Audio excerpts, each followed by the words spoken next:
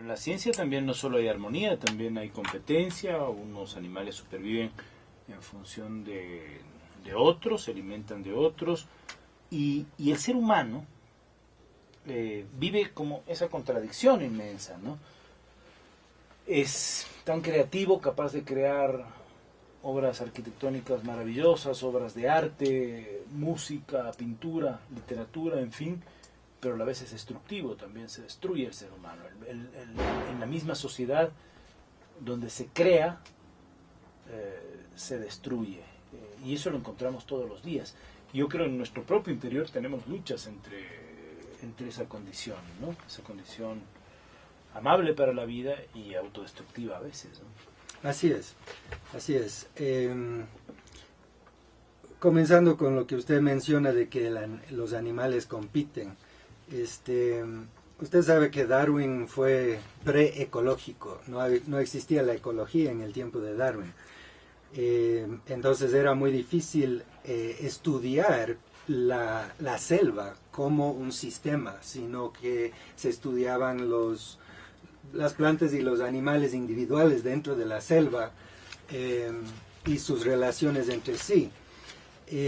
Ahora que tenemos una nueva ciencia de la ecología que más o menos entró en su auge en los años 60, sabemos que más bien la selva o el ecosistema funciona en base a la cooperación entre los seres. Cuando existe algo de competencia o de competición, en realidad es un decaimiento del sistema que produce esto, es una falla en el sistema. El sistema cuando está funcionando bien es la cooperación, es el servicio mutuo, es la ayuda mutua, y esto fue reconocido incluso en el tiempo de Darwin por escritores como Peter Kropotkin, me parece, un ruso que vivía en Inglaterra, y él daba la contra a Darwin y decía no, lo que prima en la selva, en la naturaleza, es la cooperación y la ayuda mutua. Él preveía algo que después llegó a ser conocido como la simbiosis. Y ahora sabemos que simbiosis es realmente la ley de la selva. Entonces, mientras tanto nosotros hemos diseñado nuestra sociedad, las estructuras de nuestra sociedad, como si fuera una tremenda competencia y una lucha por sobrevivir, desconociendo un hecho fundamental de que la simbiosis es la ley de la selva. Entonces necesitamos una reestructuración de la sociedad en una forma más cooperativa, más simbiótica, si es que vamos a ser consecuentes con el deseo de seguir la pauta de la naturaleza. Si usted ha tenido una formación en la cultura de paz, si usted ha buscado esta filosofía de la cooperación de ganar, ganar, ¿qué significado tiene en la otra orilla, en el otro lado? Por ejemplo, un liderazgo autoritario, una acción de manipulación o de imposición desde una función. Ya. Justamente es la forma como está construida la sociedad actualmente, como un juego de ganar-perder. Y una parte de eso es el concepto de liderazgo como una imposición autoritaria sobre otros y no como una labor de empoderamiento. Y es que hemos percibido o entendido el poder como algo que se ejerce sobre y contra los demás, por razones históricas y culturales. Por la herencia europea específicamente, de la cultura europea, que era una cultura muy conflictiva, muy competitiva desde hace 500 años y más. Hay un nuevo entendimiento, un nuevo despertar a lo que significa el poder. Y es el poder ya no sobre y contra, sino el poder con, el poder para, el poder hacia. La posibilidad de utilizar el poder y de entender el poder como una relación de mutuo empoderamiento. Ese es el nuevo liderazgo, el que sabe empoderar a la gente. No imponerles el poder sobre y contra la gente, sino empoderarles, capacitar a la gente.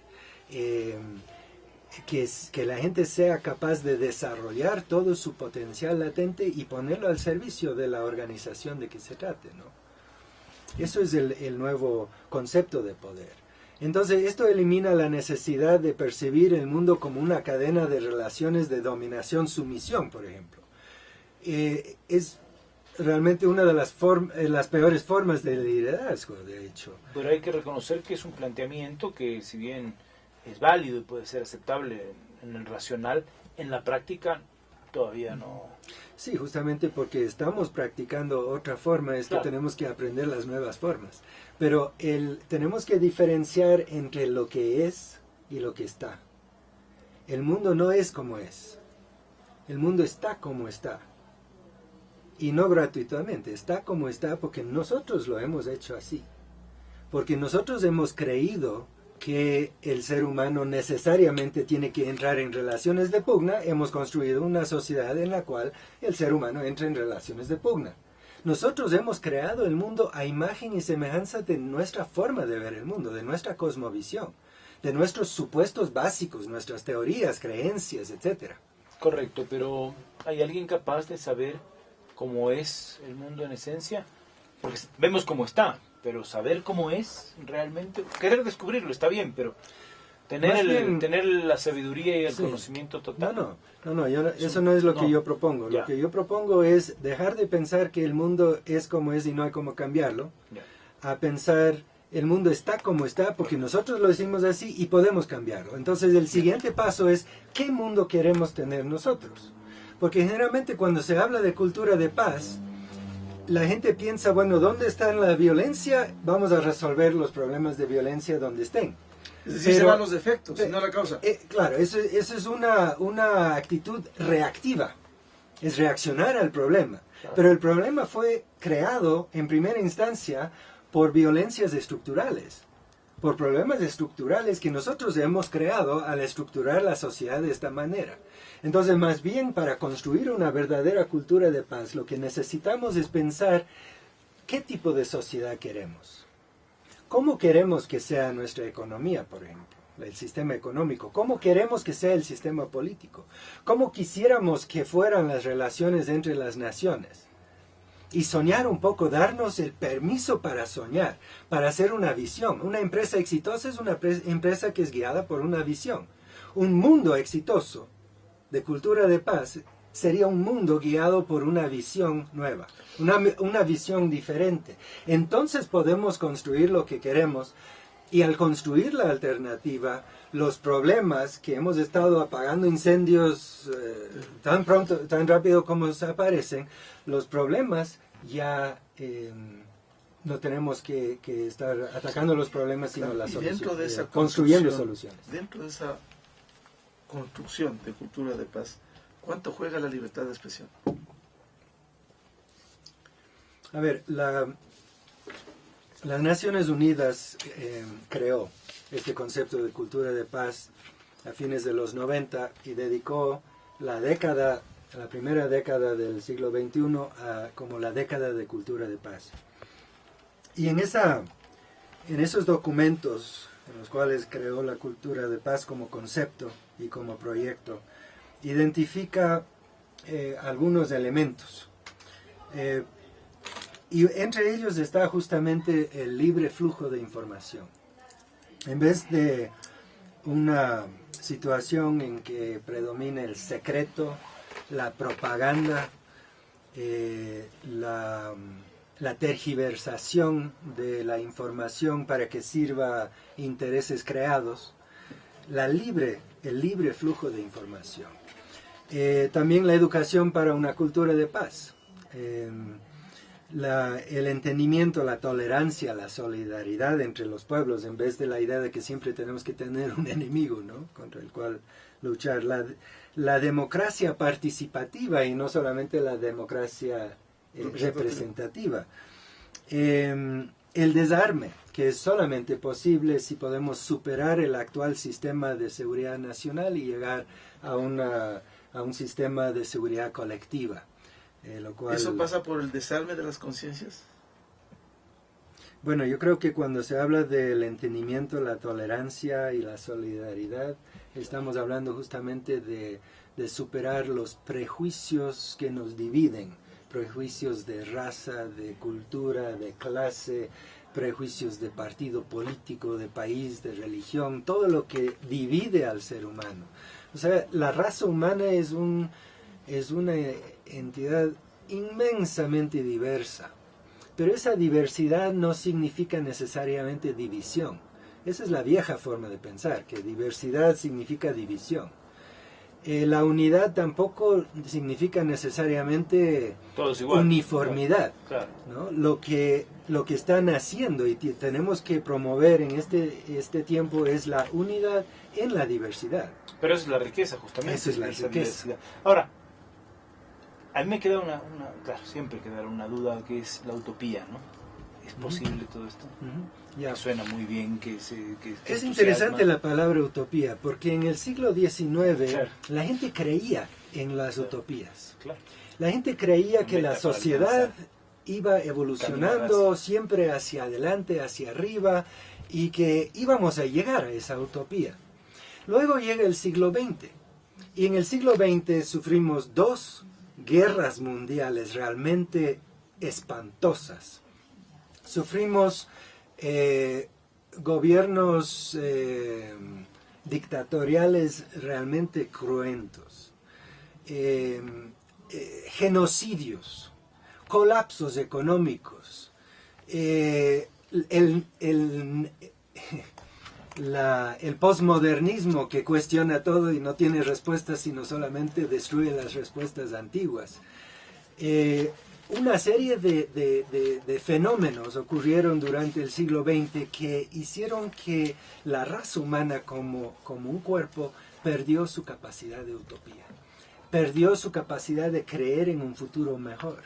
Y más bien comenzó todo lo contrario, comenzamos a pensar que el mundo se iba para abajo, no para arriba, y que finalmente nos íbamos a destruir todos, ya sea a través de una guerra nuclear o simplemente por la entropía social o por el fin del mundo desde una perspectiva religiosa o de las profecías mayas o lo que sea, pero que nos íbamos a acabar. Entonces, ¿para qué tratar de cambiar y mejorar el mundo? Simplemente vive tu vida, disfruta de lo que te queda de vida y olvídate del resto. Entonces, muy cómodo para el status quo, el hecho de que las grandes masas de la humanidad ya no quieran cambiar el mundo, porque ya se acaba el mundo, ¿para qué vas a componer lo que ya se va a destruir, se va a autodestruir? Entonces lo que necesitamos ahora en el siglo XXI es recuperar la capacidad de utopía, pero una utopía responsable, ya no una utopía que dice, no, es inevitable, es el destino de la humanidad, sino que es algo que nosotros tenemos que construir. Necesitamos poder elaborar visiones comunes y trabajar hacia esa visión, construir el mundo que queremos. El mundo no se nos ha dado como algo inalterable. Tenemos que superar el anamnesis histórico de cada generación que piensa al nacer que el mundo siempre ha sido como lo ha encontrado, y mostrar a la gente que existe un proceso histórico, futuro, pasado, presente y futuro, y que nosotros podemos inmiscuirnos, podemos participar en ese proceso histórico y cambiar el mundo a imagen y semejanza de la visión que nosotros queremos tener. Tenemos una nueva ciencia de la ecología que más o menos entró en su auge en los años 60. Sabemos que más bien la selva o el ecosistema funciona en base a la cooperación entre los seres. Cuando existe algo de competencia o de competición, maravillosas, obras de arte, música, pintura, literatura, en fin, pero a la vez es destructivo, también se destruye el ser humano. En la misma sociedad donde se crea, se destruye, y eso lo encontramos todos los días. Yo creo que en nuestro propio interior tenemos luchas pero en la ciencia también no solo hay armonía, también hay competencia. Unos animales superviven en función de otros, se alimentan de otros, y el ser humano vive como esa contradicción inmensa, ¿no? Es tan creativo, capaz de crear obras arquitectónicas, esa condición, ¿no? Esa condición amable para la vida y autodestructiva a veces, ¿no? Así es, así es. comenzando con lo que usted menciona de que los animales compiten. Usted sabe que Darwin fue preecológico, no existía la ecología en el tiempo de Darwin. Entonces era muy difícil estudiar la selva como un sistema, sino que se estudiaban las plantas y los animales individuales dentro de la selva y sus relaciones entre sí. Ahora que tenemos